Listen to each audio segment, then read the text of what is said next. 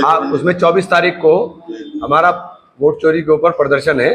24 तारीख को हम लोग एक यात्रा निकाल रहे हैं, क्योंकि पूरे देश के अंदर अब हर जगह से आवाज़ निकल रही है कि वोट चोर गद्दी चोर।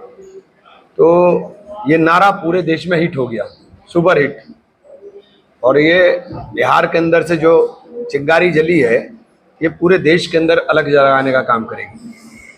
तो विधेयक जो आए हैं, नए विधेयक आए हैं, तो ऑनलाइन गेमिंग वाला भी है और दूसरा, देखिए, ऑनलाइन गेमिंग वाला विधेयक जो उसको सभी लोगों का समर्थन था, उसको हम लोग सब लोग चाहते थे, लेकिन अगर चर्चा होती तो हम उसके अंदर कुछ अमेंडमेंट दे सकते थे। उन्होंने चर्चा कराई नहीं, एकदम पास कर दिया। दूसरा जो पीएम और सीएम का सजा हुई, ये देखिए, ये जो विधेयक है, ये पूरी तरीके से छोटी पार्टियों को या दलों को तोड़ने का काम कर देगा। मतलब किसी को भी आप, ईडी को आपने इतना सर्वशक्तिमान कर दिया कि वो चाहे जिसको उठाए 30 दिन तो अंदर रख ही सकती है। वो 30 दिन अंदर हुआ, आपने कुर्सी छीन ली, उसके बाद उसकी पार्टी तोड़ेंगे आप। तो यही काम तो चलना है। चुनाव आयोग भी लगातार कह रहा है कि भाई आरोप गलत है। चुनाव आयोग के पास तो चेहरा दिखाने लायक भी जगह नहीं बची। जो राहुल जी ने सवाल खड़े किए, एक का भी जवाब अब तक नहीं दे पाए। आपने मरे हुए लोगों के वोट बना दिए, वो वोट काट दिए।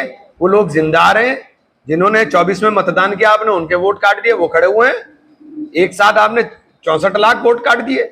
64 लाख वोट एक प्रदेश के अंदर आप काट दोगे तो लोकतंत्र बचेगा कहां? लोकतंत्र के मायने क्या रह गए?